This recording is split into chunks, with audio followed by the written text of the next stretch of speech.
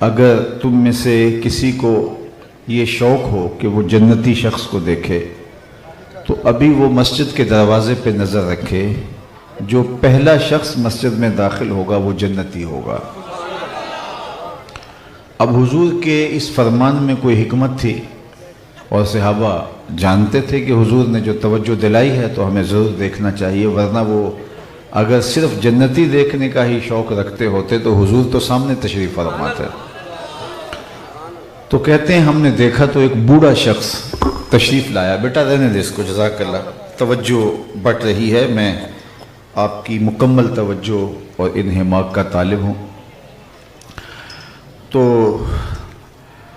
اللہ کے محبوب نے فرمایا اگر جنتی دیکھنے کا شوق ہے تو دروازے پہ دیکھو، جو پہلا شخص مسجد میں داخل ہوگا وہ جنتی ہے۔ کہتے ہیں ہم نے دیکھا تو ایک بوڑھا شخص، آثار وضو اس کے چہرے پہ حویدہ تھے، جس طرح تازہ وضو کے بعد پانی چمک رہا ہے اعضائے وضو پر، اور صورتحال انتہائی سادہ تھی۔ بائیں ہاتھ میں انہوں نے جوتا خود ہی پکڑا ہوا تھا اور وہ مسجد میں داخل ہوئے۔ خیر بیٹھ گئے، وقت گزر گیا، دوسرا دن آیا تو اللہ کے محبوب نے پھر ارشاد فرمایا صحابہ اگر جنتی دیکھنے کا شوق ہے تو دروازے پہ نگاہیں رکھو، جو شخص مسجد میں داخل ہوگا وہ جنتی ہوگا۔ تو کہتے ہیں ہم نے پھر دوبارہ دیکھا تو کل والے بزرگ پھر دوبارہ تشریف لائے، اور حالت بھی وہی تھی کہ بائیں ہاتھ میں جوتا پکڑا تھا اور آثار وضو چہرے پہ نمایاں تھے۔ تیسرا دن آیا تو پھر یہی ارشاد فرمایا جنتی دیکھنا ہو تو دروازے پہ نگاہ رکھو۔ دیکھا تو وہی بزرگ اسی حالت میں اسی طرح جوتا پکڑا ہوا مسجد میں داخل ہوئے۔ 3 دن گزر گئے یہ فرماتے ہوئے اللہ کے محبوب کو۔ جب تیسرا دن گزرا اور حضور علیہ السلام نے فرمایا تو صحابہ کہتے ہیں کہ وہ آ کے بیٹھ گیا۔ حضرت عبداللہ بن عمر رضی اللہ تعالیٰ عنہ فرماتے ہیں کہ میں مجلس کے اختتام پہ جب لوگ واپس گھروں کو پلٹنے لگے تو یہ بزرگ بھی جانے لگے تو میں ان کے پیچھے چل پڑا اور ان کے ساتھ ان کے دروازے تک پہنچ گیا۔ تو انہوں نے مجھے کہا کہ خیر ہے۔ میں نے کہا کہ میری والد صاحب سے کوئی شکر رنجی سی ہو گئی ہے، مجھے 3 دن کے لیے آپ اپنا مہمان رکھ لیں گے، میں آپ کے ساتھ رہنا چاہتا ہوں۔ تو انہوں نے کہا ہاں بسم اللہ آ جاؤ۔ کہتے ہیں کہ مجھے یہ شوق تھا کہ میں دیکھوں کہ یہ عمل کون سا کرتا ہے، کہ اللہ کے محبوب نے فرمایا ہے کہ جنتی دیکھنا ہے تو دروازے پہ دیکھو، اور تینوں دن یہی دکھائی دیتا رہا تو کوئی بات تو ہوگی۔ تو انہوں نے کہا بسم اللہ آئیے۔ انہوں نے مجھے رات کو بستر بچھا دیا اور میں بظاہر لیٹ گیا، اور تاثر یہ دیا کہ میں سو رہا ہوں، لیکن میں سویا نہیں تھا۔ میں اس ٹو میں تھا کہ دیکھوں کہ یہ رات کو اٹھ کے اعمال کیا کرتے ہیں، نوافل کیسے پڑھتے ہیں، دیگر اوراد و وظائف اور اشغال کا کیا معمول ہے۔ کہتے ہیں کہ ساری رات گزر گئی، انہوں نے کوئی خاص عمل نہیں کیا الا یہ کہ جب وہ کروٹ بدلتے تھے تو اللہ کا نام لیتے تھے۔ اس کے علاوہ میں نے کوئی ان کا خاص عمل نہیں دیکھا۔ اب میں تو اس ٹو میں تھا، میں نے سوچا میری وجہ سے آج انہوں نے اپنے معمولات تبدیل کر لیے ہوں گے، چلو کل صحیح۔ اگلا دن بھی سارا گزرا اور میں دن کے معمولات بھی دیکھتا رہا، پھر رات ہوئی، پھر میں یوں لیٹ گیا کہ تاثر دیا کہ میں سو رہا ہوں لیکن میں جاگ رہا تھا، اور وہ بھی ساری رات سوئے رہے۔ تیسری رات بھی یوں گزر گئی اور دن بھی ایسے ہی گزرے۔ جب 3 دن اور 3 راتیں گزر گئیں تو تیسری رات گزرنے کے بعد میں نے بزرگوں سے کہا کہ والد صاحب سے کوئی ناراضگی والا معاملہ تو نہیں تھا، میں نے آپ کی صحبت میں رہنا چاہا تھا اور 3 دن میں نے آپ کے پاس گزارے، اور میری ایک لالچ تھی اور وہ یہ کہ اللہ کے محبوب علیہ السلام نے فرمایا تھا جنتی دیکھنا ہے تو دروازے پہ دیکھو، اور میں دیکھتا رہا 3 دن تک آپ ہی تشریف لاتے رہے، تو کوئی بات ہوگی، کوئی عمل ہوگا تو اس کی ٹو میں، اس کے تتبع میں آپ کی صحبت میں 3 دن یہاں آپ کے پاس رہا ہوں، لیکن مجھے تو کوئی ایک چیز بھی نظر نہیں آئی جو الگ سے ہو، جو باقی لوگ اعمال کرتے ہیں آپ نے بھی وہی کیے۔ تو یا تو آپ نے وہ اعمال مجھ سے چھپا لیے ہیں، تو یا پھر میری سمجھ میں نہیں آئی کہ یہ ماجرا کیا ہے کہ اتنا بڑا اعزاز آپ کے نام کیا گیا لیکن آپ کے معمول تو ہمارے جیسے ہی ہیں۔ تو وہ بزرگ فرمانے لگے کہ عبداللہ بن عمر، تم نے 3 دن محنت کی، اس غور و تفحص میں رہے، اس ٹو میں رہے، اور تم جو ہے وہ مجھے جانچتے رہے اور میرے اعمال دیکھنے کی کوشش میں لگے رہے، اور اگر تم اور دن بھی کچھ گزارتے تو پھر بھی تمہیں کوئی اور چیز نہ ملتی جس طرح ان 3 دنوں میں نہیں ملی۔ لیکن دوسری بات یہ ہے کہ میں نے تم سے کوئی چیز چھپائی بھی نہیں ہے، میرے معمول بھی یہی ہیں، اس سے ہٹ کے کوئی چیز ہے بھی نہیں۔ لیکن ایک چیز ہے جو تم دیکھ نہیں سکے، اور بھی رہو تو نہیں دیکھ پاؤ گے، لیکن تم نے 3 دن محنت کی ہے، میں تمہیں خود بتا دیتا ہوں۔ تو کہتے ہیں یہی میرا مقصود تھا، میں ہمہ تنگوش ہو گیا۔ تو وہ بزرگ مجھے فرمانے لگے کہ اے عبداللہ بن عمر، یہ جو میرا سینہ ہے نا، اس میں کسی مومن کا بغض نہیں ہے، یہ ہے وہ میرا عمل جس کی وجہ سے یہ اتنا بڑا اعزاز میرا مقسوم ٹھہرا۔ تو جب تک ہم اپنے اندر کو ستھرا نہیں کرتے، باہر جتنا مرضی مل مل کے دھو لیں، ہماری ساری توجہ ظاہر کی پاکیزگی کی طرف ہے۔ ہمارا اسلام، ہمارا دین، ہمارے آقا و مولا ظاہر کی پاکیزگی کا بھی ہمیں حکم دیتے ہیں، اور دن میں کم از کم 5 مرتبہ تو ہم وضو کرتے ہیں، لیکن اس سے کہیں بڑھ کر تاکیدات ہمارے اندر کی ستھرائی کی ہمیں دی گئی ہیں۔ ہمارا زور سارا پیکنگ پہ ہے، اور جو اندر ہے اس پر ہماری توجہ نہیں۔ میاں صاحب نے کہا تھا نا، شیشے اتے کٹا جمیا کندھاں چاڑی جاندے، شیشے اتے کٹا جمیا کندھاں چاڑی جاندے، جلداں نوے سانپ کے رکھ دے ورکے پھاڑی جاندے۔ تو ہم نے سارا زور پیکنگ پہ دیا ہے، لیکن ہم اپنے اندر اتر کے بھی دیکھیں۔ یہ میلاد النبی صلی اللہ علیہ وآلہ وسلم کا موسم گزرا ہے، عقیدتوں کے کیا رنگ تھے اور محبتوں کی کیا کیفیت تھی، اور اپنے اپنے انداز میں اپنی اپنی عقیدتوں سے لوگوں نے اپنے آقا و مولا کے حضور اپنی محبتوں کے خراج پیش کیے۔ لیکن میں نے اپنے دوستوں سے جگہ جگہ یہ بھی کہا، میں نے کہا کہ ضرور جھنڈیاں لگائیے، جو یہ سمجھتا ہے کہ یہ نہیں لگانی چاہیے وہ لطافت کے نور سے ہی محروم ہے۔ آج لوگ پوچھتے ہیں یہ میلاد کر رہے ہو کہاں لکھا ہے، تو میں کہا کرتا ہوں کیا اس کے لیے بھی دلیل کی ضرورت ہوگی؟ کبھی ایسا ہوا ہے کہ پھول کھلے ہوں اور جو ہے وہ بلبل رقصے بسمل کے تماشے کر رہی ہو تو کوئی پوچھے کہ یہ کہاں لکھا ہے؟ یہ کبھی ہوا ہے کہ پروانہ دلیلیں مانگ رہا ہو کہ جو شمع کے اوپر جلنے کی دلیل کیا ہے؟ محبت خود راہیں تلاش کرتی ہے، خود راستے بناتی ہے۔ پانی ہڑا نو لوڑ کی راہ بنا دی، پہنچے آپ دریا سرکار یارا۔ جو تھوڑا سا پانی ہو اس کے لیے آپ کو راستے بنانے پڑتے ہیں، کہیں جذب بھی نہ ہو جائے، دائیں بائیں بہہ نہ جائے، لیکن جب سیلاب کی شکل میں پانی آتا ہے تو اپنی راہیں خود بناتا ہے۔ تو محبت جب فراواں ہوتی ہے تو پھر محبوب کو راضی کرنے کی راہیں خود تراشتی ہے۔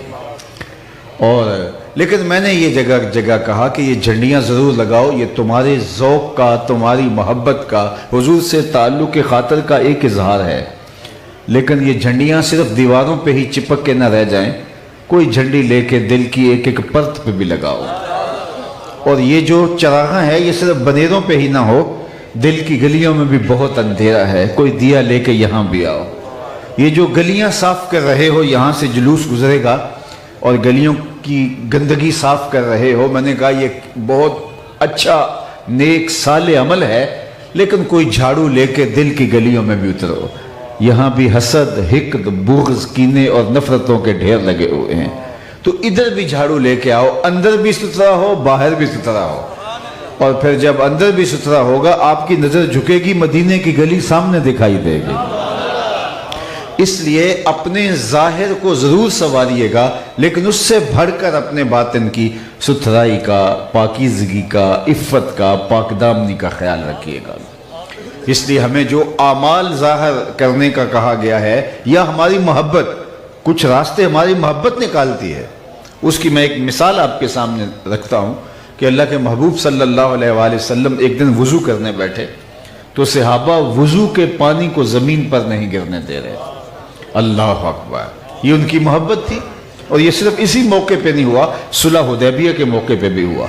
عروہ نے اس پر اعتراض بھی کیا اور بھی کئی مواقع پر ہوئے، لیکن آج حضور علیہ الصلوۃ والسلام نے ان سے پوچھا ما یحملکم علی ھذا، صحابہ تمہیں اس بات پر کس نے ابھارا ہے؟ میں نے تو اس کا حکم نہیں دیا، میرے وضو کے پانی کو تم زمین پر نہیں گرنے دے رہے، اور وہ حضور کا غسالہ نور، حضور کے اعضاء کی اترن، حضور کا وضو کا بچا ہوا پانی صحابہ کے ہاتھوں پہ ہوتا، پھر چہروں پہ مل لیتے، اور جسے وہ پانی میسر نہ آتا وہ کسی کے گیلے ہاتھوں سے ہاتھ رگڑ کے چہرے پہ مل لیتے، جن اکھیاں دل بر ڈٹھا او اکھیاں ہی تک لیاں، وہ ان ہاتھوں سے ہاتھ رگڑ کے اپنے چہرے پہ مل لیتے۔ اللہ اکبر، کیا محبت تھی، کیا پیار تھا۔ بلکہ ایک دن حضور نے پچھنے لگوائے اور ایک لگن میں خون جمع ہو گیا، تو اللہ کے محبوب نے ایک صحابی سے کہا کہ جاؤ اس کو ایسی جگہ پہ ٹھکانے لگاؤ جہاں کسی کے قدم نہ پہنچے۔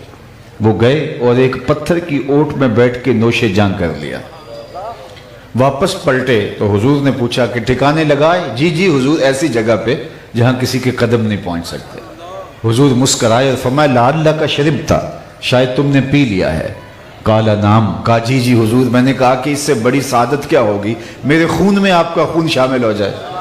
تو آقا کریم ناراض نہیں ہوئے بلکہ فرمایا یا غلام قد حررت نفسک من النار، اے بیٹے تو نے اپنے آپ کو آتش دوزخ سے بچا لیا ہے۔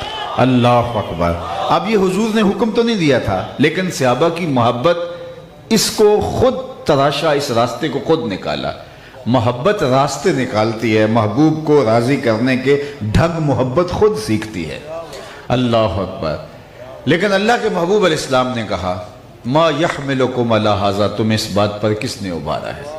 تو انہوں نے جو جواب دیا وہ برجستہ تھا۔ انہوں نے کہا حب اللہ و رسولہ، اللہ اور اس کے رسول کی محبت۔ عالی مرتبت سامعین، آپ نے محبت کی لوک داستانیں بہت پڑھی ہوں گی، سنی ہوں گی، اور ہمارے پنجابی کلچر کے اندر ہی رانجھا سے لے کے کہاں تک داستانیں جاتی ہیں، لیکن آج تک آپ نے نہیں سنا ہوگا کہ کسی محب نے اپنے محبوب کے لعاب کو اپنے ہاتھوں پہ لیا ہو، کسی نے اپنے محبوب کے لعاب کو اپنے چہروں پہ ملا ہو۔ محبوں نے محبوبوں کے لیے بہت جتن کیے، بہت محبتوں کے مظاہر رقم کیے، لیکن ایسی دل آویز کہانی آپ کو نہیں ملیں گے۔ حافظ شیرازی نے ایک دن اپنے محبوب سے مخاطب ہو کے کہا کہ جتنا بڑا تیرا میں عاشق ہوں، زمانے میں ایسا کوئی عاشق نہیں ہو سکتا۔ پھر آگے کہا اس لیے کہ تیرے جیسا سونا بھی تو کوئی نہیں، کیونکہ عشق کی گرمی حسن کی فراوانی سے ہوتی ہے، جتنا حسن فراواں ہوگا اتنا زور عشق میں ہوگا۔ اسی لیے اقبال نے کہا تھا فرصت کشم کشم دے این دل بے قرار رہ، یک دو شکن زیادہ کن گیسوئے تابدار رہ۔ جتنے گیسوئے میں شکن زیادہ ہوں گے اتنا دل بے تاب ہوگا، اتنا دل میں اضطراب ہوگا، پیچ و تاب ہوگا۔ تو کائنات نے اگر صحابہ جیسے عاشق نہیں دیکھے تو حضور جیسا سونا بھی کب ہے زمانے میں۔ لکھاں آئے لوک زمانے تے محبوب خدا جیا کوئی نہیں، لوکی سونے بن بن بیندے نے او دی خاکے پا جیا کوئی نہیں۔ حضرت ابو ہریرہ تو بولے قل قمر لیلۃ البدر لم ارا قبلہ ولا بعدہ مثلہ، کیا پوچھتے ہو، 14ویں رات کا چمکتا ہوا چاند تھے میرے حضور۔ پھر خود ہی کہا نہیں نہیں نہیں، حضور جیسا نہ پہلے دیکھا نہ بعد میں دیکھا۔ حضرت حسان بن ثابت پاس ہی کھڑے تھے، بولے کیسے دیکھتے، کسی ماں نے جنم دیا ہوتا تو دیکھتے۔ خدا نے وہ سچائی پن چھڑیا جدے وچ محمد نو ٹالیا سی، حسینہ جمیلہ دا منہ موڑ دیتا، محمد بنا کے قلم توڑ دیتا۔ اور حضرت شیخ مجدد نے کہا تھا مثل او در عالم امکان متصور نیست، ان کی مثل بزم عالم کے اندر ممکن ہی نہیں ہے۔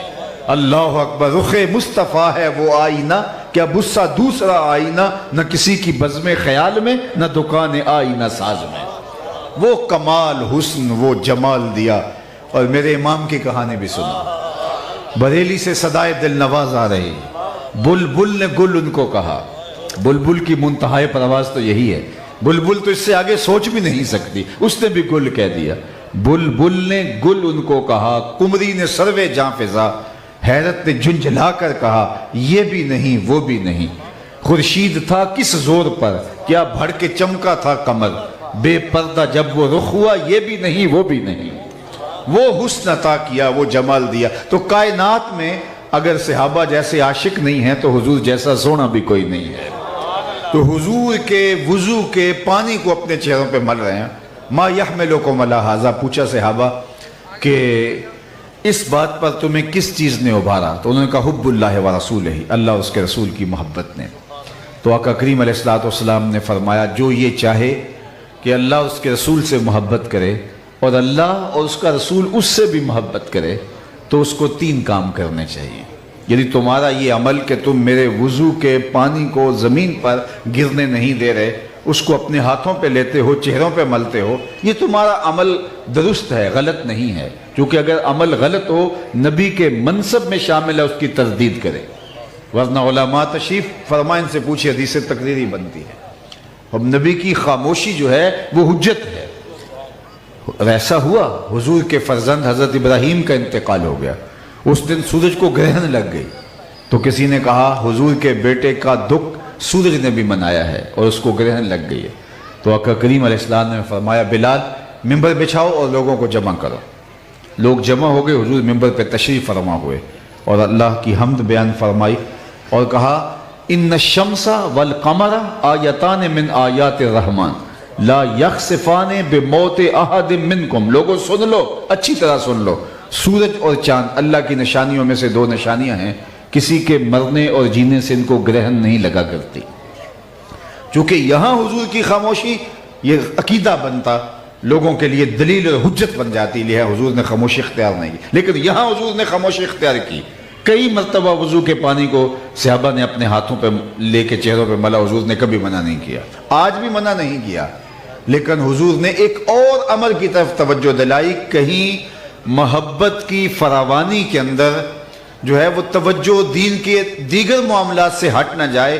صحابہ تو میری صحبت کے نور میں رہے ہیں، بعد میں آنے والے کہیں جو ہیں وہ کہیں نظر انداز نہ کر بیٹھیں.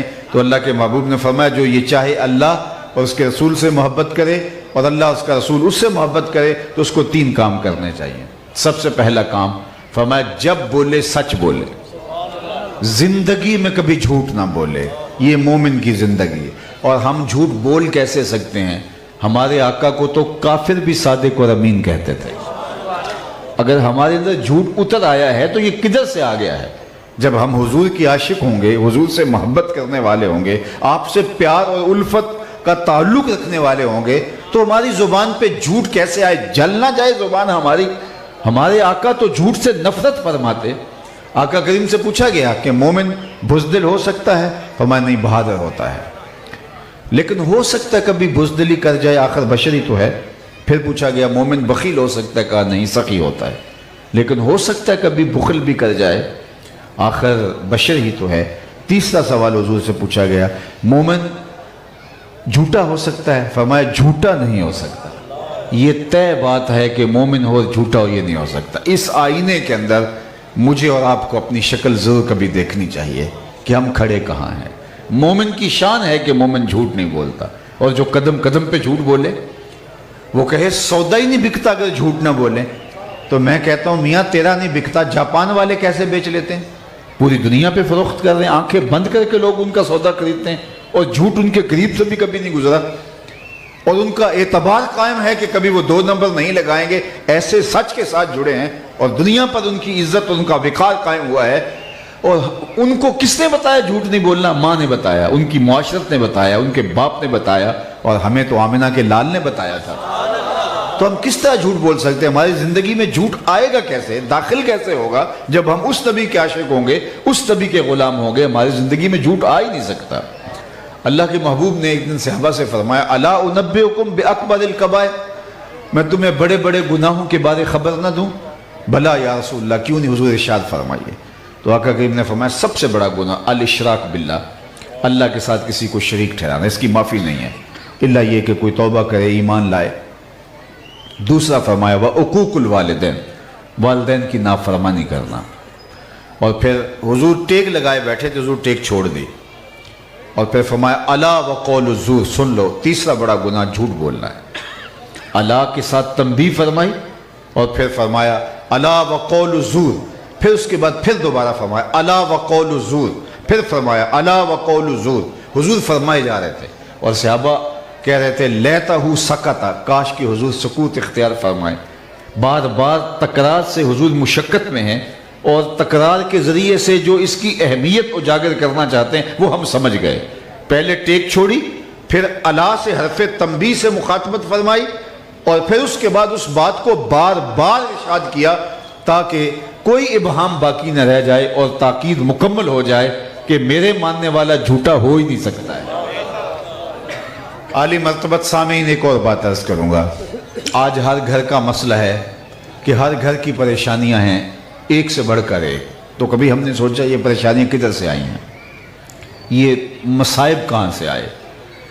اللہ کے محبوب نے ارشاد فرمایا جب کوئی شخص جھوٹ بولتا ہے تو عام لوگ تو محسوس نہیں کر پاتے، لیکن اللہ کے نورانی فرشتے جھوٹ بولنے کی وجہ سے جھوٹ بولنے والے کے منہ سے نکلتی ہوئی بدبو کو محسوس کرتے ہیں اور ایک ایک میل پیچھے ہٹ جاتے ہیں۔ جو رحمت کے فرشتے ہیں، جب کوئی جھوٹ بولتا ہے تو وہ رحمت کے فرشتے ہمارے حصے کی روزانہ ہمیں رحمت دینے آ رہے ہوتے ہیں، ہمارے نام کا پارسل لے کے ڈیلیوری کرنے آ رہے ہوتے ہیں ہمیں روزانہ۔ اور گھر میں کوئی جھوٹ بولتا ہے تو ایک میل پیچھے ہٹ جاتے ہیں۔ مجھے بتاؤ، باپ بھی جھوٹ بولے، ماں بھی جھوٹ بولے، بیٹے بھی جھوٹ بولے، بیٹیاں بھی اور بہویں بھی، تو اس گھر سے تو بدبو کے بھبوکے اٹھ رہے ہوں گے، اور فرشتے کتنے میل پیچھے ہٹ گئے ہوں گے۔ پھر پوری گلی جھوٹ بول رہی ہو، پورا شہر جھوٹ بول رہا ہو، تو رحمت کے فرشتے جو آسمانوں سے رحمتوں کے پارسل ہمارے لیے لے کے آئے تھے، وہ تو شہر سے باہر کھڑے ہیں، اندر آ نہیں سکتے۔ عفونت اتنی پھیلی ہوئی ہے، اور اگر وہ عفونت ابھی ختم ہونے نہیں پاتی کہ ہم نیا جھوٹ بول دیتے ہیں، اور وہ باہر ہمارے حصے کے پارسل لے کے فرشتے جو ہمیں پہلے دن آئے تھے، دوسرے دن آئے تھے، جو روز ہیں، ان کی قطاریں لگی ہوئی ہیں، اور ان کو آگے راستہ نہیں ملتا۔ وہ حساس نورانی فرشتے ہیں، اور حدیث کے مفہوم کے مطابق وہ بدبو کی وجہ سے آگے نہیں آ پاتے، اور ہم اس بدبو کو، اس تعفن کو ختم نہیں کرتے۔ نتیجہ کیا کہ وہ شہر سے باہر کھڑے ہیں اور ہمارے گھر رحمتوں کا پارسل آ ہی نہیں رہا، تو بے برکتی ہے، نحوست ہے، لڑائی ہے، الجھاؤ ہے، سب کچھ ہمارے گھروں کے اندر ہے۔ تو ہم نے پہلے اس کا کوئی حل نکالنا چاہا، لیکن ہم نے توجہ نہ کی کہ نتیجہ کیا ہے، جھوٹ بولنا۔ پھر ہم بھاگے عاملوں کے پاس۔ اب عامل تو وہ ٹھیا لگا کے بیٹھا اسی کام کے لیے ہے۔ کوئی گاہک آئے، اس کو بتاؤں کہ میاں تو وقت پہ آ گیا، اگر ویلے پہ نہ آتا تو یہ تعویذ چل جاتے، اب اتنے منگل آنا پڑے گا، اتنے بدھ آنا پڑے گا، اتنے اتوار آنا پڑے گا۔ میں نہیں کہتا سارے عامل غلط ہیں، کوئی 1000 میں سے 1-2 اچھے بھی ہوں گے، لیکن اکثر عامل جو ہے وہ فراڈ پر مشتمل ایک کاروبار کرنے کے لیے دھندے کا پھٹا لگا کے بیٹھے ہوئے ہیں۔ اور بہت سارے ایسے ہیں کہ جن کو وضو کیا، غسل کا طریقہ بھی نہیں آتا، اور بڑے بڑے اچھے گھرانوں کی خواتین جا کے ان کے سامنے بیٹھی ہوتی ہیں اور ان سے اپنے درد کا مداوع چاہ رہی ہوتی ہیں، اور وہ اول فول پتہ نہیں کیا لکھ رہے ہوتے ہیں، کیا بک رہے ہوتے ہیں، اور پھر نتیجہ کیا ہوتا ہے کہ وہ ان لوگوں کو مزید ضعف الاعتقادی کے اندر مبتلا کر دیتے ہیں، اور وہ ضعف الاعتقادی بالآخر شرک کی طرف ان کو لے جاتی ہے۔ نتیجہ کیا ہوا، جھوٹ بولا، جھوٹ کی نحوست آئی، رحمت کے فرشتے پیچھے ہٹ گئے، گھر میں رحمت کا پارسل نہیں آ پا رہا، گھر میں بے برکتی اور نحوست، اور گھر کے اندر لڑائی، الجھاؤ، فسادات، اور کثرت کے باوجود جو ہے وہ کچھ میسر نہیں ہے، اور ہم جو ہیں وہ ان عاملوں کے پاس بھاگتے ہیں، ان سے جو ہے وہ اپنا دارو اور درد لیتے ہیں جن کے پاس پلے خود کچھ نہیں ہے۔ اگر ہم اپنے گھروں میں سچ کا چراغاں کریں، روزانہ رحمتیں ہمارے گھروں میں اتریں گی۔ اگر صبح اٹھتے ہی ہمارے گھروں کے اندر قرآن کھلے تو ہمارے گھر میں برکتوں کے قافلے اتریں گے، فرشتے رحمتیں لے کے ہمارے گھر میں، رحمتوں کے تھال بھرے ہوئے ہمارے گھر میں لے کے انڈھیل دیں گے، کرم نوازیاں اللہ کی ہوں گی اگر ہمارے گھر کے اندر سچائی کا بول بالا ہو۔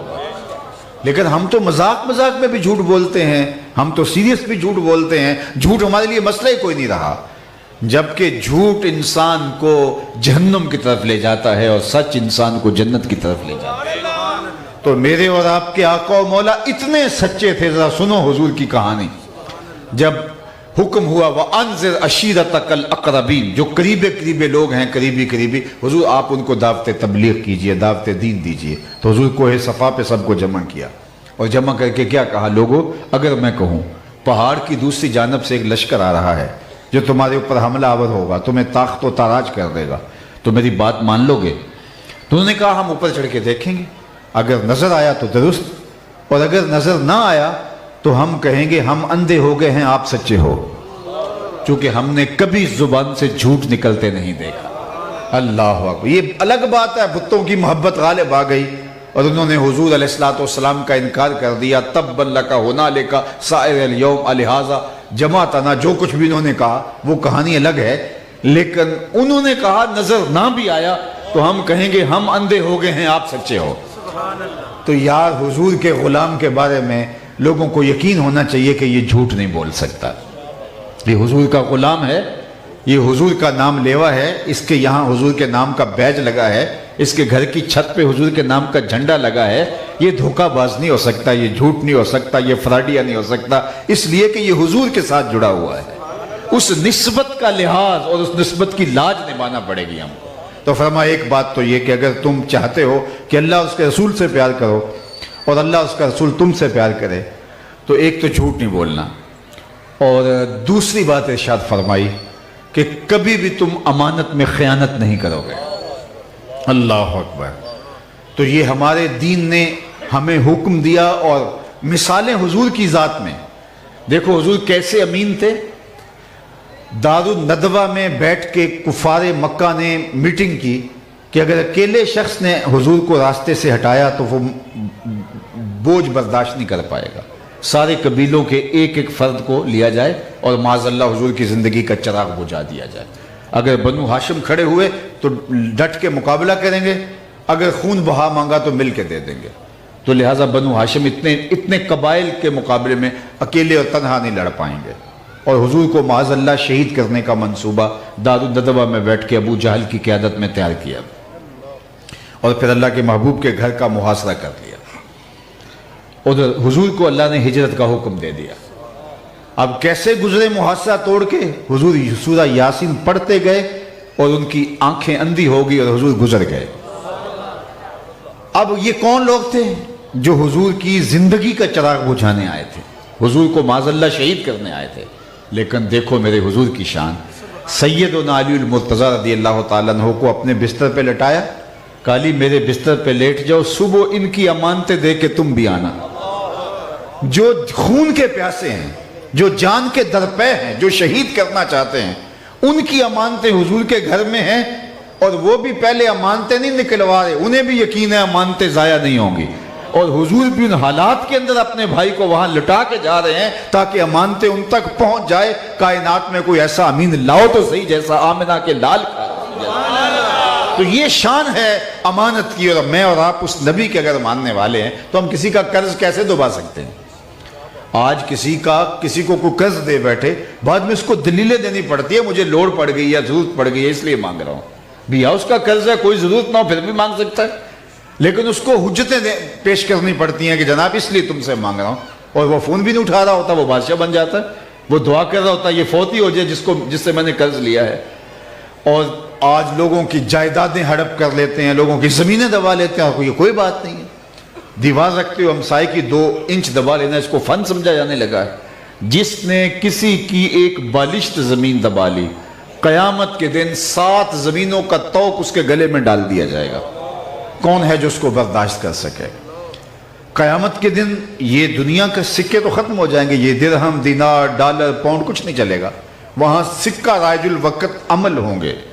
اور کسی نے اگر کسی کے 3 پیسے دینے ہوئے، صرف 3 پیسے روپے نہیں، اس کے عوض میں 700 نمازیں جو جماعت کے ساتھ پڑھی ہیں وہ لے لی جائیں گے۔ تو اگر 5-7 ہزار بھی کسی کا دینا ہوا تو زندگی کی ساری نمازیں، سارے حج، سارے عمرے لے لیے جائیں گے، پھر بھی کام مکمل نہیں ہوگا۔